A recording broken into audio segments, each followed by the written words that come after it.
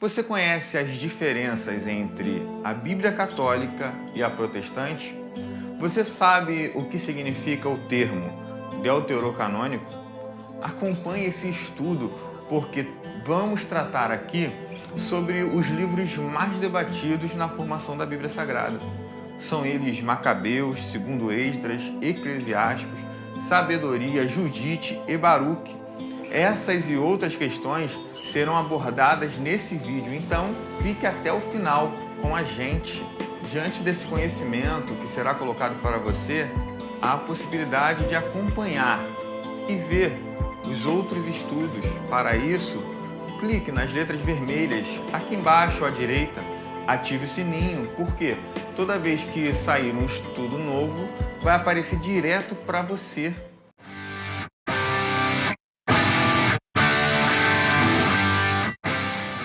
Deuterocanônico é o nome dos livros do Antigo Testamento que estão inclusos em algumas Bíblias, mas não em outras. Esses livros vêm de uma tradução antiga conhecida como Septuaginta. Trata-se de uma tradução para o grego, feita por volta de 300 a.C., para os judeus que viviam no Egito e que não falavam o hebraico. A Septuaginta contém outros livros, bem como capítulos adicionais nos livros de Esther, Daniel, Jeremias e Salmos. Esses livros estão presentes em algumas Bíblias, as da Igreja Católica e Ortodoxa, mas não nas Bíblias protestantes, modernas ou judaicas. O termo deuterocanônico significa pertencentes ao segundo cânon. Os livros do Antigo Testamento são chamados de protocanônicos, pertencentes ao primeiro cânon. Os livros deuterocanônicos também são chamados de apócrifos, que significa coisas ocultas.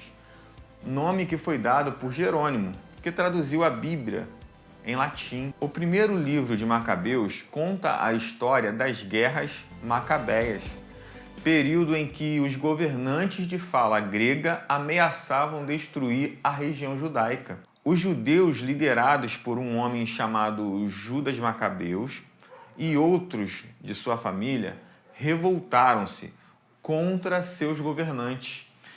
E conta também a história da festa judaica da Hanukkah. Esse livro foi originalmente escrito em hebraico, provavelmente por volta de 130 a 100 a.C.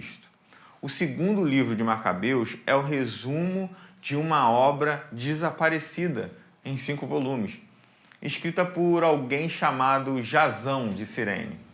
Nele é narrado a história dos acontecimentos que culminaram na invasão da revolta dos Macabeus e relatadas as batalhas subsequentes até 161 a.C. Foi escrito em algum momento durante 124 a.C. e a chegada dos romanos em 63 a.C., com o propósito de, acima de tudo, afirmar a importância vital do templo e a lei judaica. Em geral, presume-se que seja historicamente menos confiável do que o livro de 1º Macabeus. As Bíblias ortodoxas gregas também incluem 3º Macabeus. Este livro é um relato das miraculosas intervenções no Egito.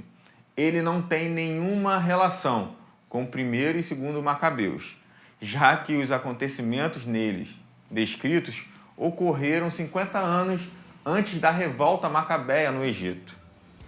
O livro de 2º Esdras é uma retrospectiva de vários episódios da história judaica, visto na Bíblia ortodoxa, fortemente inspirado em Crônicas e Esdras. Segundo o livro de Esdras, é um fragmento de texto apocalíptico que tenta explicar por que Deus permitiu que os romanos destruíssem o templo judaico em 70 d.C. Ele contém escritos de diferentes períodos e de vários autores, alguns dos quais são inserções cristãs posteriores. Eclesiástico é um livro de sabedoria, um pouco parecido com Provérbios. Contém uma famosa passagem que começa assim: louvemos aos homens ilustres, o qual não apenas menciona os grandes heróis do Antigo Testamento, mas também inclui o próprio autor entre eles. Foi escrito por volta de 200 e 180 a.C. O livro da sabedoria, também conhecido como Sabedoria de Salomão, é um livro de sabedoria, uma espécie de resposta positiva ao livro de Eclesiastes. Este livro fala muito sobre os usos da sabedoria, particularmente quanto à preparação da alma para a vida após a morte. Como foi escrito em grego e provavelmente entre 30 a.C. e 70 d.C., é improvável que Salomão tenha tido qualquer envolvimento na autoria deste livro. O livro de Tobias narra a história de um judeu que vivia em Nínive, um homem justo e cego, que tem seus bens e sua visão restauradas por meio das ações de seu filho Tobias e do anjo Rafael, disfarçado de um parente chamado Azarias. A mensagem do livro é que a piedade será recompensada. O livro de Judite conta uma história semelhante à de Esther. É a história de uma mulher judia que vivia em Jerusalém quando a cidade estava sendo atacada pelos assírios. Ela entra escondida no acampamento inimigo, seduz o general assírio e corta a cabeça dele, garantindo uma incrível vitória. Foi escrito por um judeu palestino que possuía um conhecimento duvidoso de história. Além de livros inteiros entre os apócrifos, também estão incluídos adições a livros existentes do Antigo Testamento. Há 4 partes extras do livro de Daniel. Há adições à história do jovem rapaz na fornalha acesa, a oração de Azarias. A história de Susana é talvez uma das primeiras histórias de detetive do mundo, na qual é contada como Daniel resgata uma mulher acusada injustamente de um adultério. O capítulo 14 de Daniel, no texto grego, conta a história de Bel e o dragão. Daniel escapa de uma conspiração para matá-lo. Há adições ao livro de Esther, que inclui um prólogo, o sonho de Mordecai, cartas do imperador e várias orações.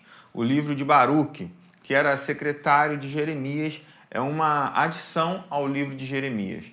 Contém uma carta aos judeus em cativeiro, bem como uma oração em prosa e 2 poemas.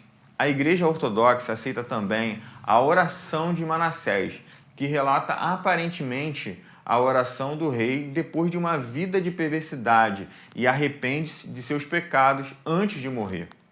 Já o Salmo 151 é um salmo extra com 7 versos que celebra a vitória de Davi e Golias. Essas e outras histórias sobre a Bíblia Sagrada, assista aos demais vídeos que estão no meu canal.